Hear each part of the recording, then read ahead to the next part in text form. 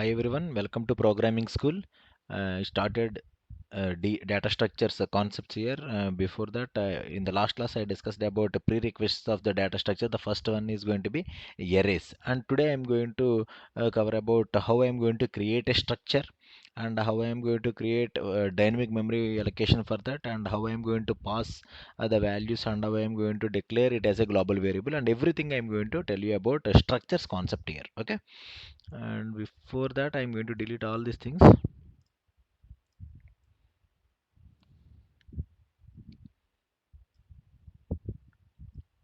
Yes, first of all, structure. uh, sh- for example, array. What is an array? Array is a combination of similar data elements, right? Homogeneous elements. But I want to store multiple different data type elements, then I go for structure. That's it. You see struct, I have to write a keyword struct, and I am going to write the name of the structure, and I have to write like this. This is the structure, and I am going to write here, for example, the student contains, for example, and roll number, and the character is going to char name of 100, and then float percentage like this. I'm going to declare here three different type of variables which are belongs to the student. I'm going to declare like this, and now I'm going to write here, this is the block. This is the block. Here I'm going to create some variables, which is, for example, I'm going to write here int a here. That means a is of type integer, right? In the same way, here also I'm going to create any other variable names, for example s1, which is of type student. That means now I'm going to access the roll number, name, and percentage. All these three are the properties of the s1. s1 is S1 is a variable which is of type student. That's why it is called user defined data types here. The structure is a user defined data type. Before that, I am going to write a type def here. What is the type def? Before writing of the big variable name, for example, I am going to declare a variables. I have to write like this. Instead of writing int a, I have to declare variables for student. I have to write like this. Struct student, I have to write s1. That means s1 is of type struct student. For example, I'm going to execute it. Just compiling. I'm just compiling here. There is no errors and warnings here. Before every time when you are working with, when you are passing an argument or when you are declaring anything, you have to write all these things.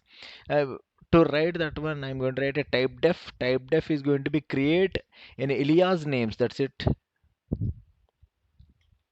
In alias names, for example, I'm going to write like this. Type def struct student, I am going to write std here. That means instead of writing struct student, I am going to write std. This is called type def. I am going to create an alias name for struct student. Instead of writing now struct student, I am going to write std s1. std s1. If I am going to execute it, compiling, just simply observe here, there is no errors and there is no warnings at all here. Clear everyone? And I'm going to write here star. If I'm going to declare it as a pointer variable, I have to allocate the memory for s1 using malloc or calloc. Simply I'm going to write s1 is equal to, I'm going to write writing like this. This is the syntax of malloc function, right? And here, if it is an integer array, I'm going to write here int star.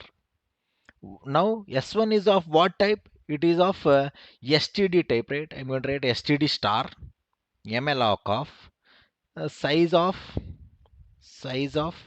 std. That's it. I'm going to declare like this.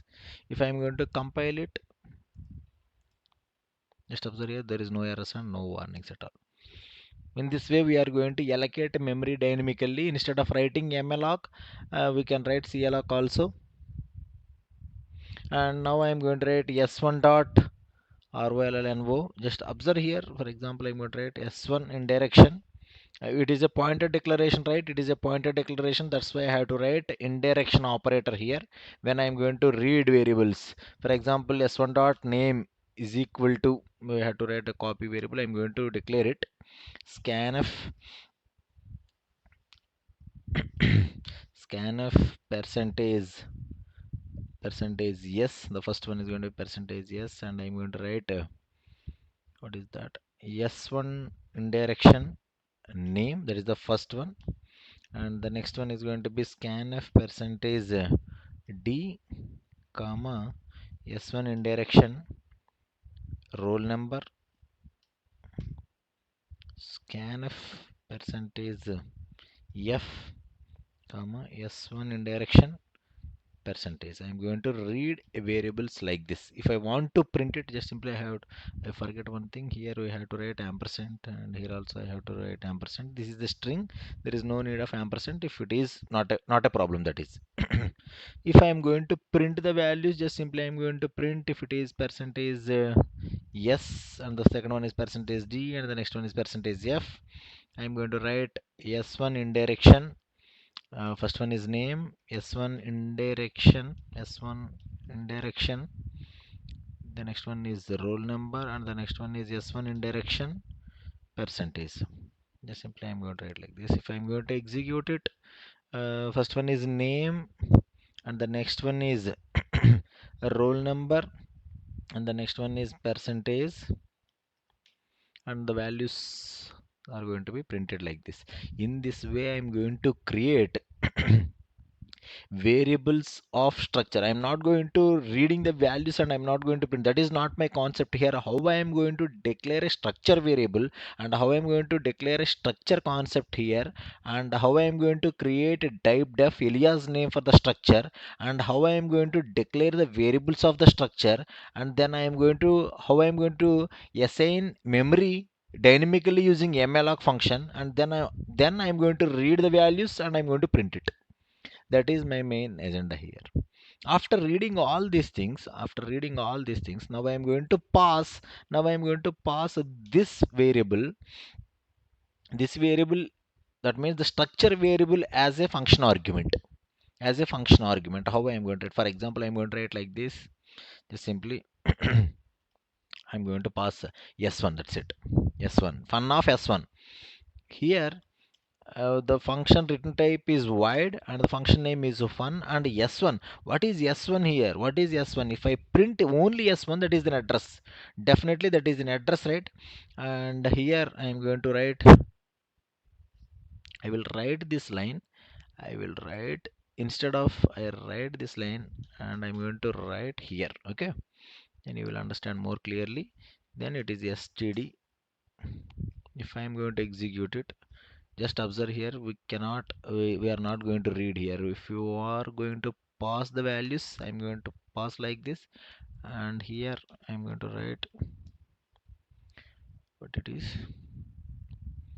name, and that is going to be the structure here. Oh, there is some warnings. One is incompatible type. Here I'm going to pass the address. If I'm going to execute it, just observe here. Now the name, this is the name, and this is the roll number, and this is the percentage, and all the values are going to be printed like this. In this way, if you want to pass a function, the structure argument as a function variable, and I have to copy like this, and here I'm passing, what I'm passing here, the address of the structure. That's why I'm going to take the value as a, yeah, value with a pointer here.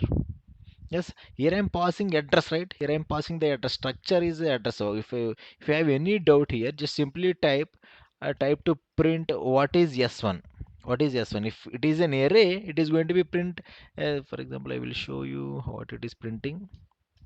If I'm going to execute it, first one is Sudhir and 67.8. Just observe here, this is an address. Definitely it is an address. If we are passing an address, definitely we have to catch with a pointer. That's why I'm going to write star s1 and I'm going to access like this. In this way, if it is a structure variable, if I'm passing like this, I have to catch with a pointer. Is it clear, everyone? Yes. In this way, we are going to work with structures here. Yes, this is about structures concept. Just practice everyone, and you will get clear idea about structures and how I am going to work all these concepts. Okay, that's it for today. And the next class I am going to discuss about how I am going to write recursive calls, and I am going to tell you about in the next class. Thank you, everyone.